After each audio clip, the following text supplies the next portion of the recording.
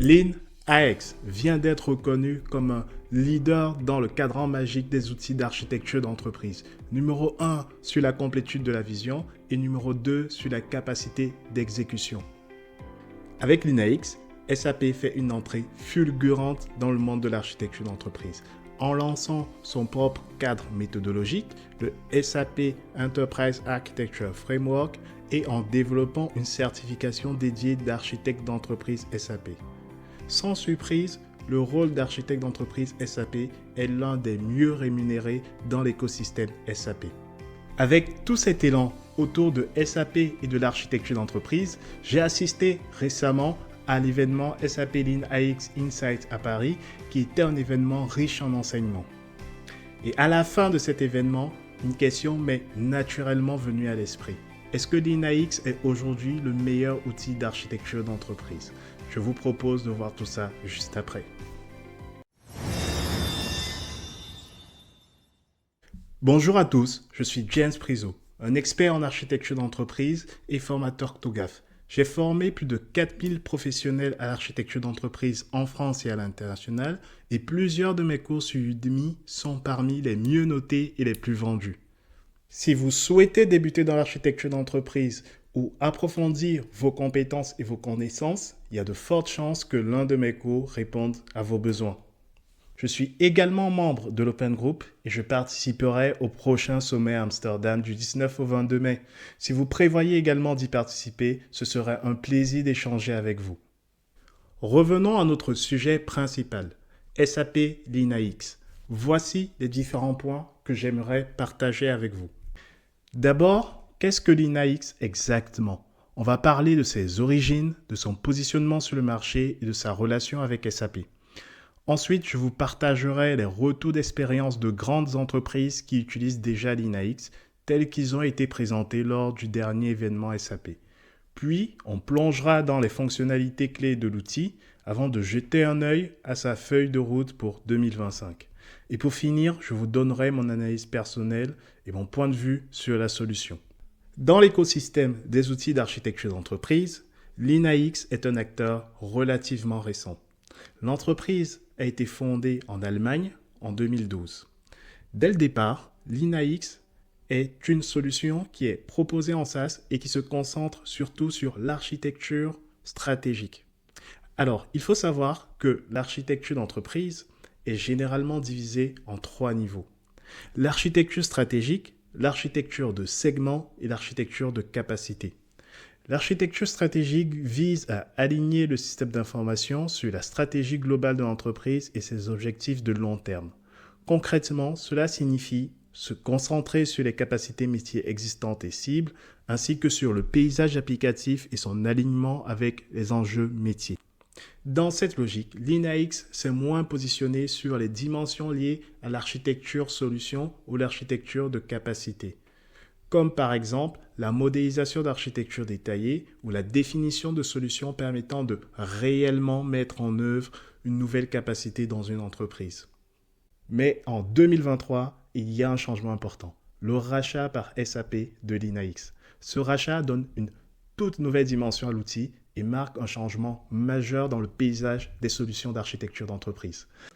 Pour bien mesurer l'impact, je vais vous montrer une comparaison des principaux acteurs du marché en termes de chiffre d'affaires. Vous verrez que SAP joue clairement dans une autre catégorie, très loin devant des acteurs comme Orbus, Hardoc, Bock Group ou encore BizDesign, qui a d'ailleurs été très actif récemment avec les rachats de Mega et d'Alphabet. Sur le plan des revenus, il n'y a pas photo.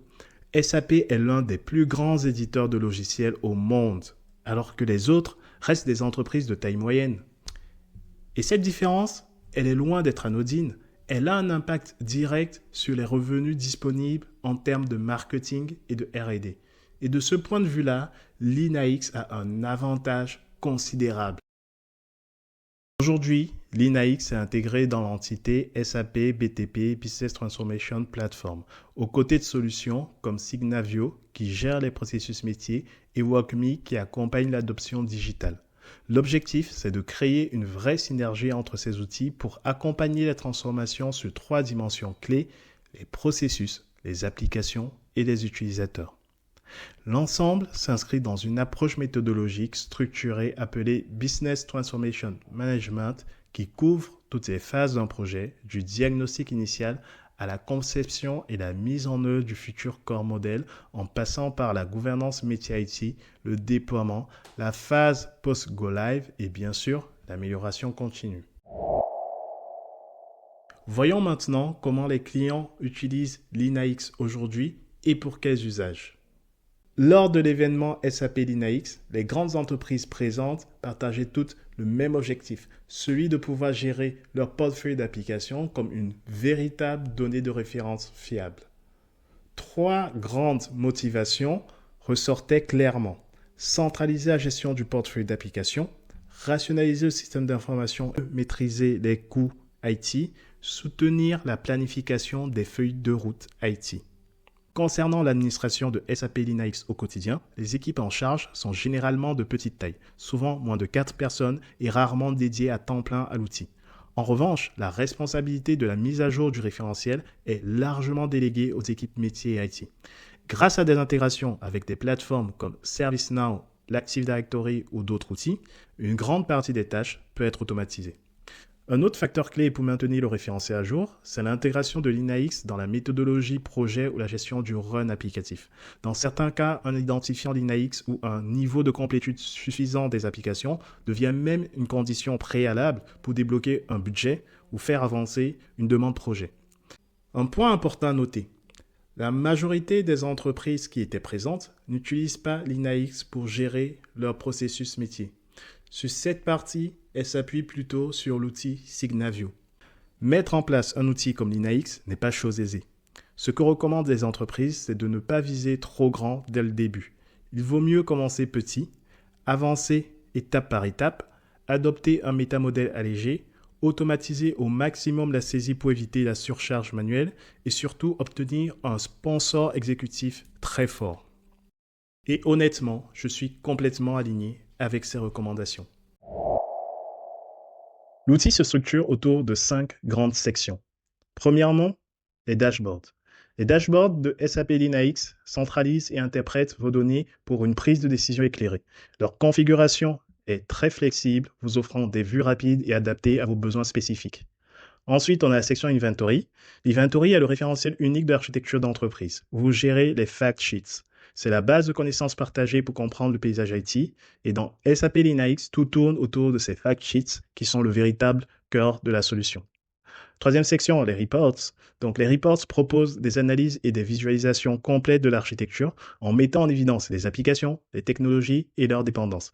C'est un outil puissant pour donner du sens aux données et prendre des décisions stratégiques. Quatrième section, diagrams.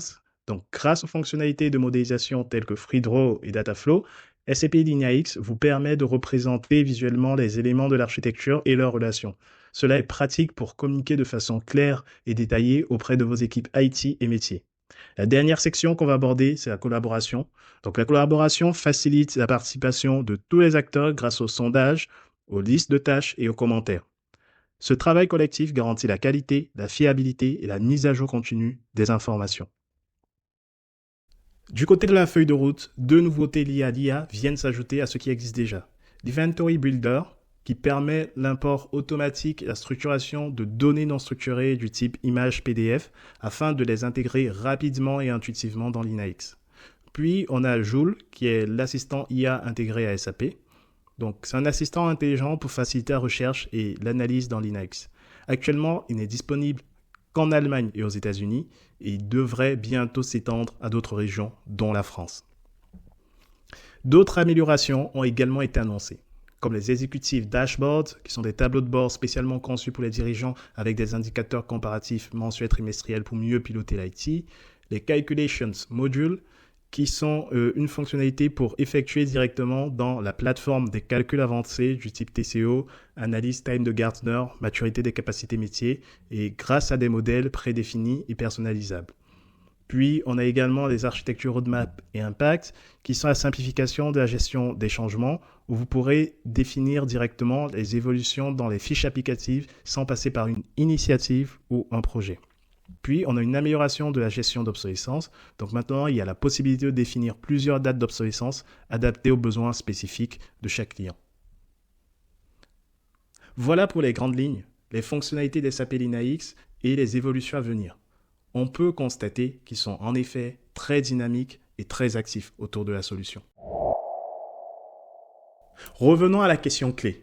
LeanIX est-il aujourd'hui le meilleur outil d'architecture d'entreprise?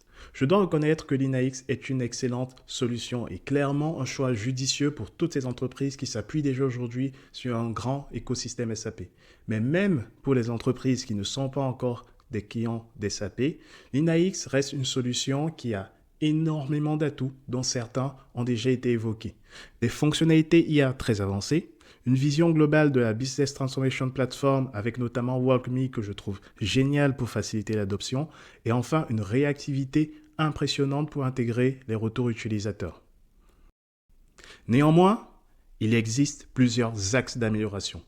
Je vous ai montré le rapport Gartner, mais Forrester également évalue les solutions d'architecture d'entreprise. Dans leur étude, SAP LeanIX ne figure pas parmi les leaders. Il est classé comme Strong Performer.